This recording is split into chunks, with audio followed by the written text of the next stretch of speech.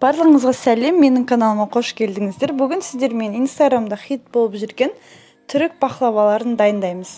Ол үшін алдымен бізге сиропты қайнатып алып суытып қою керек болады. 2 стақан қантқа 2 стақан су құйып және 1 шай қасық толтырмай лимонның кислота салып қайнатамыз.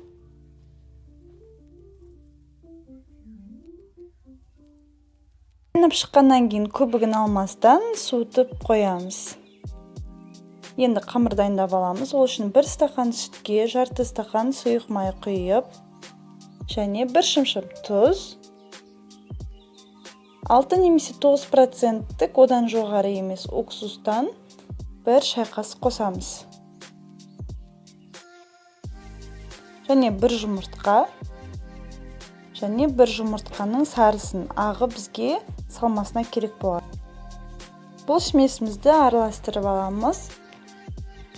Үстіне 4 стақан немесе 4,5 стақан жұмыртқаның өлшеміне байланысты ұн салып, жұп-жұмсақ қолға жабыспайтын қамыр илеп аламыз.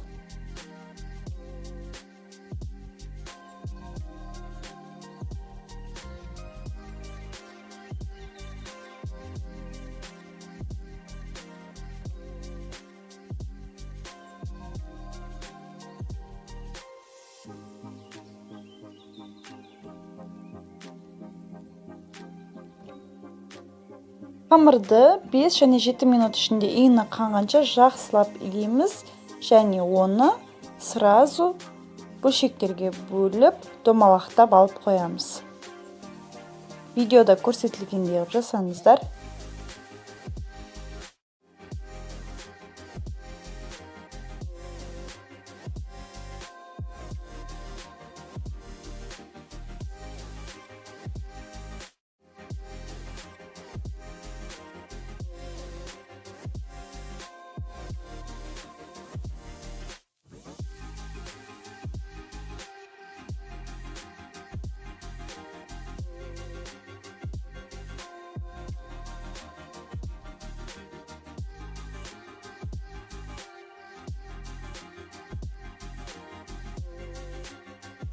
Бұл домаланған қамырларды 15 минутқа бетін жауып алып қоямыз.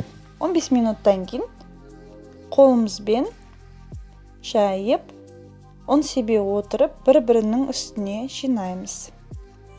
Бұл қамырлар өте жұмсақ, қолыңызбен оңай жайылады.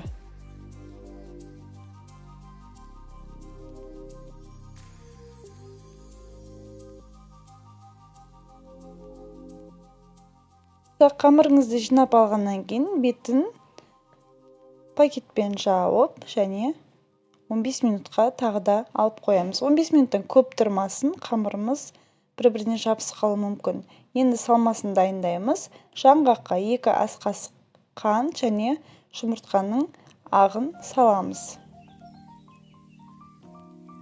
Баклаваның бетіне құю үшін бізге сары майды ерітіп алу керек болады. Ерігеннен кейін бетінен шыққан ақ көбіктерді алып тастауымыз үшін сетканың үстіне шыт мата қойып, сүзіп аламыз майды. Сонда ақ көбіктері матада қалып қояды. Егер көбіңіз осылай қалып қоятын болса, оны алып тастаймыз. Сары майыңыз тұнық болу керек. Енді қамырды жая бастаймыз. Қамырды картоп немесе жүгері крахмалымен жаямыз. Ұнмен жаймаймыз. Крахмалмен жайған кезде қамырыңыз жыртылмайды және қатып қалмайды.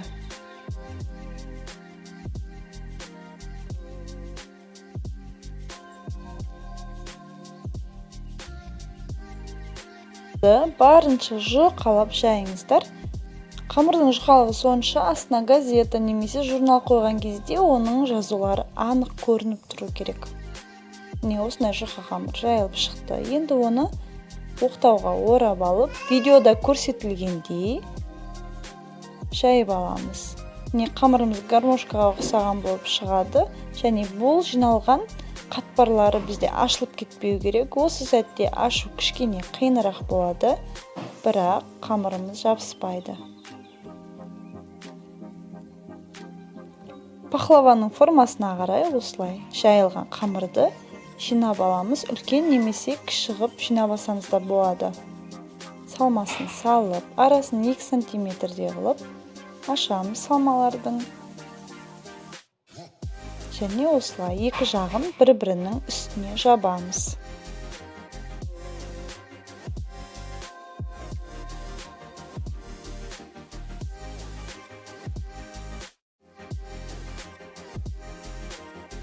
Пахлаваларымызды ораған кезде жиналған қатпарларын ашып жібермеуге тырысыңыздар. Менде бір жері ашылып кетті. Мен оны қазір сіздерге қалай жинастыру керек екенін көрсетемін.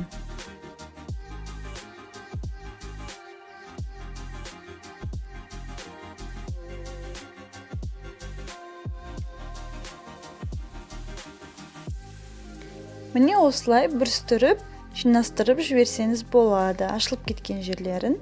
Енді бос қалған жерлерді біз қолымызбен жабыстырамыз. Және қалыңдау болып кетсе қамырыңыз, оны міндетті түрде кесіп алып тастаңыз. Енді пахлаваларды жинаймыз.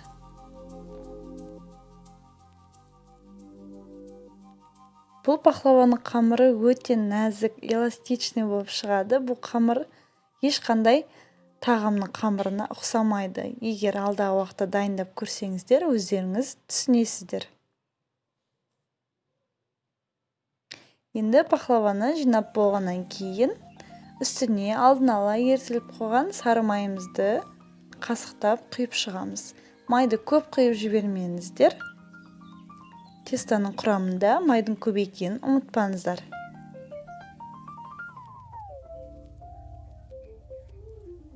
Кемей қалған шеттері болса, шөткалап жіберулеріңізге болады. Енді бұл пахлаваны қызып тұрған 200 градустағы пеште 25-30 минут аралығында пісіріп аламыз. Бұл пахлавалар тез пісіп шығады. Енді 25 минут ішінде пісіп шықты. Енді пештен жаңа шыққан пахлаваның үстіне суып тұрған сиропымызды құйып, бір күнге сиропты пахлаваға сіңуі үшін алып қоямыз. Өздеріңіз көріп отырғандай пахлавалар өте әдемі, нәзік болып шығады. Бұл пахлавалардың сіздердің дастархандарыңыздың көркін келтіретініне және қонақтарыңызға міндетті түрде ұнайтынына мен сенімдімін. Видео түсіргендіктен пахлаваны бір күнге алып қоюға шыдамай сіздерге бөліп көрсеткім келді. Міне осындай жаңғағы көп, өте дәмді болып шығады пахлавамыз. Достар, менің каналыма жазылмаған болсаңыздар, подписаться деген кнопканы басып жазылып кетіңіздер.